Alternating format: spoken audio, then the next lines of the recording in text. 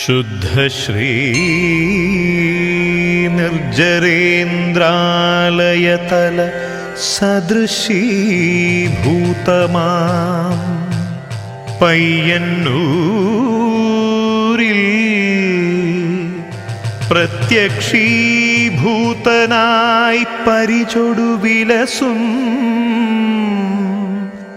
തമ്പുരാനും ബർനാഥൻ ഭക്താനാം ഭുക്തിമുക്തിപ്രദനമരഗണൈർ വന്ദ്യനാനന്ദരൂപൻ ചിത്താംഭോജാത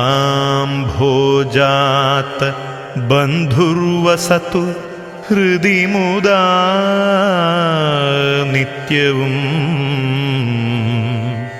കാർത്തികേയൻ.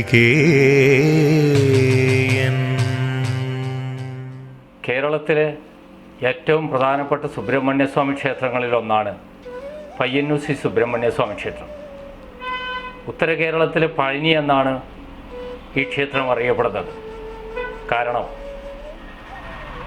തെക്ക് പഴനി, വടക്ക് സുബ്രഹ്മണ്യം, അതിനിടയിലായി പയ്യന്നൂർ ശ്രീ സുബ്രഹ്മണ്യസ്വാമി ക്ഷേത്രം നിലകൊള്ളുന്നു. ഈ മൂന്ന് ക്ഷേത്രങ്ങളിലും ഒരേ സമയത്താണ് പ്രതിഷ്ഠ നടത്തിയത് എന്നാണ് ഐതിഹ്യത്തിൽ പറയുന്നത്.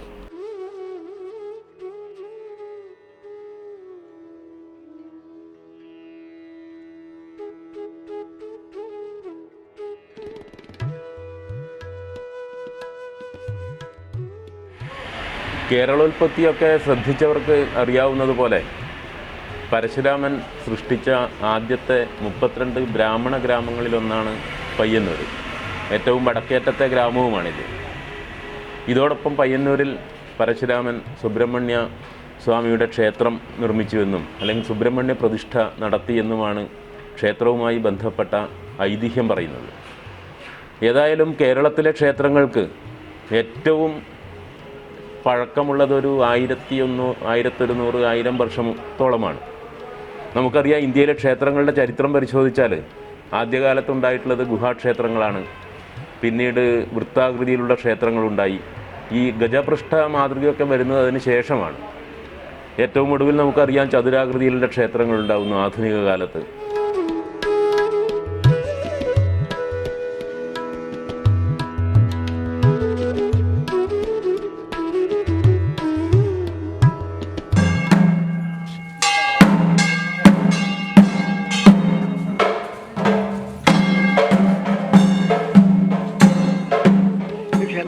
ഉത്സവാദികളിൽ പരശുരാമ പ്രതിഷ്ഠ ആയതുകൊണ്ട് ആർഭാടങ്ങളൊന്നും ആന ഇല്ല, വെടിക്കെട്ടുകളില്ല, കുടിയേറ്റം ഇല്ല, കൊടിമരമില്ല. അതാണ് ഇവിടുത്തെ ക്ഷേത്ര ഉത്സവ ചിട്ട. ഉത്സവത്തിൽ ചിട്ട എന്ന് പറയുന്നത് ഒരു ശ്രീഭൂതബലി മാത്രമേ ഈ ക്ഷേത്രത്തിനുള്ളൂ. ബാക്കിയെല്ലാം നിത്യ നിദാനങ്ങളാണ്.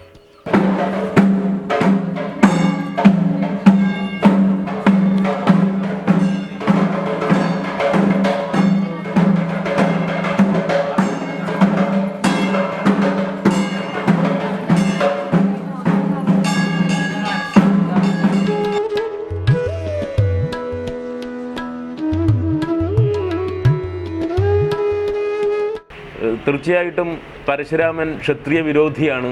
വളരെ വളരെ വളരെ പ്രസിദ്ധമാണ് ആ കഥ. അതുകൊണ്ട് പയ്യന്നൂർ അമ്പലത്തിൽ ക്ഷത്രിയന്മാർക്ക് ഇതിൻ്റെ നാലമ്പലത്തിലേക്ക് പ്രവേശനമില്ല. ഇതുപോലെ ഇപ്പോൾ ആനകൾക്ക് പ്രവേശനമില്ല, സന്യാസികൾക്ക് പ്രവേശനമില്ല. ഒരുപക്ഷെ ഇത്ര വലിയൊരു മഹാക്ഷേത്രത്തിൽ ഒരു കേരളത്തിൽ മറ്റെവിടെയും ഇല്ലാത്ത തരത്തിൽ കൗതുകകരമായ ചില അനുഷ്ഠാനങ്ങൾ, ആചാര പദ്ധതികൾ പയ്യന്നൂർ അമ്പലവുമായി നിലനിൽക്കുന്നത് നമുക്ക് കാണാം. ഇതൊക്കെ പരശുരാമനുമായി ബന്ധപ്പെടുത്തിയിട്ടാണ് തീർച്ചയായിട്ടും പറഞ്ഞു കേൾക്കുന്നത്.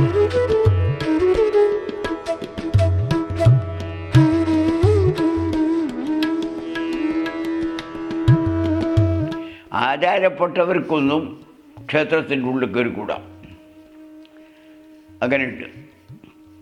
ആചാരപ്പെട്ട അച്ഛന്മാർ അല്ലെങ്കിൽ കോമരത്തന്മാർ, അന്ത്യത്തിരിയന്മാർ, ഇങ്ങനെയുള്ളവർക്കൊന്നും ഈ ആചാരപ്പെട്ട് കഴിഞ്ഞാൽ പിന്നെ ക്ഷേത്രത്തിന് ഉള്ളിലേക്ക് പ്രവേശിച്ചുകൂടാ.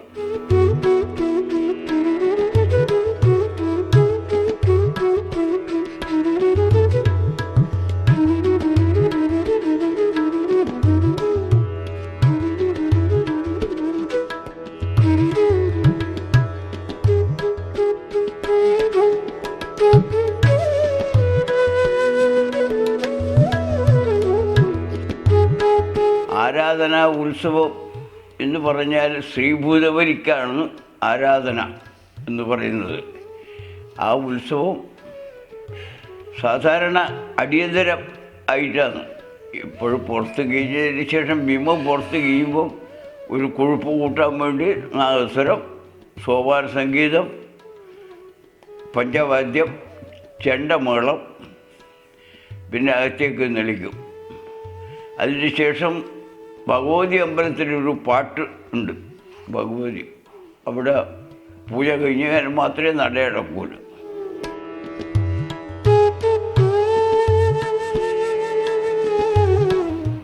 എട്ടാം നൂറ്റാണ്ടിലാണ് ഈ ക്ഷേത്രത്തിൻ്റെ ഉൽപ്പത്തി എന്നാണ് പറയപ്പെടുന്നത്. അന്ന് ദക്ഷിണേന്ത്യയിലെ തന്നെ ഏറ്റവും പ്രമുഖമായ ഒരു ക്ഷേത്രം,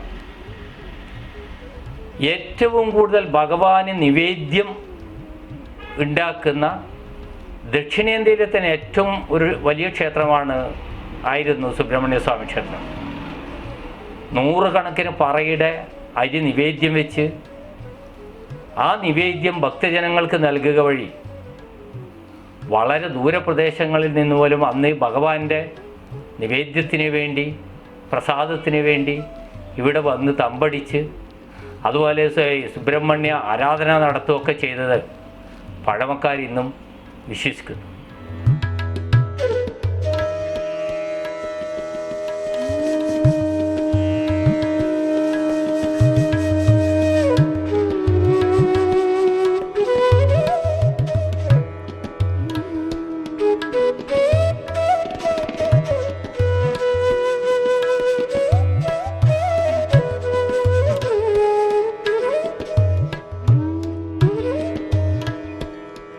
ദേവ തുല്യമായിരിക്കുന്ന സന്യാസിമാരിൽ ശ്രേഷ്ഠമായ അതീവ ശങ്കരാചാര്യർ പോലുള്ളതായ സംസന്യാസിമാർ, ദേവനും അവർ തമ്മിൽ ബന്ധപ്പെടാൻ പറ്റുന്ന രൂപത്തിലുള്ള ആൾക്കാരാകുമ്പോൾ ഈ ദേവൻ സുബ്രഹ്മണ്യൻ കാവി വസ്ത്രധാരിയെ ബഹുമാനിക്കുന്ന ഒരാൾ ആയതുകൊണ്ട്, ഒരു ദേവനായതുകൊണ്ടും അങ്ങനെയുള്ള ആൾക്കാർ വരുമ്പോൾ ദേവൻ എണീക്കേണ്ട ഗതി വരികയും അങ്ങനെ ഒരു ഇത് വരികയും ചെയ്യുന്ന സമയത്ത് അതുകൊണ്ടാണ് സംസന്യാസിമാർ അകത്ത് കടക്കാൻ പാടില്ല എന്ന് പറയാനുള്ളതായ കാരണം.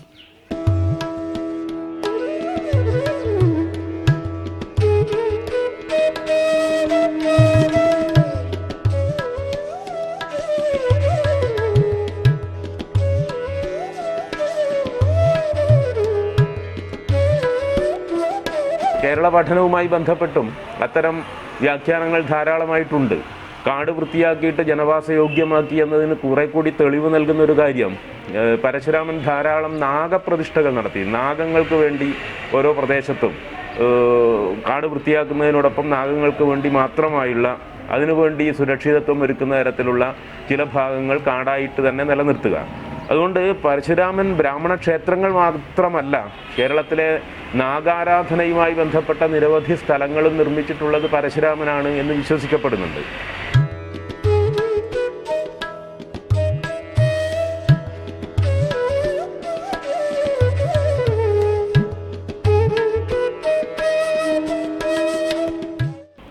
ജ്യോതിഷത്തിൻ്റെ കുലപതിയാണ് പയ്യന്നൂർ പെരുമാൾ. അതുകൊണ്ട് തന്നെ ജ്യോതിഷത്തിന് ഏറ്റവും പേരുകേട്ട ഒരു സ്ഥലമാണ് പയ്യന്നൂർ. ആ പാരമ്പര്യം ഇന്നും വളരെ നല്ല നിലയിൽ തന്നെ മുൻപോട്ട് പോകുന്നു.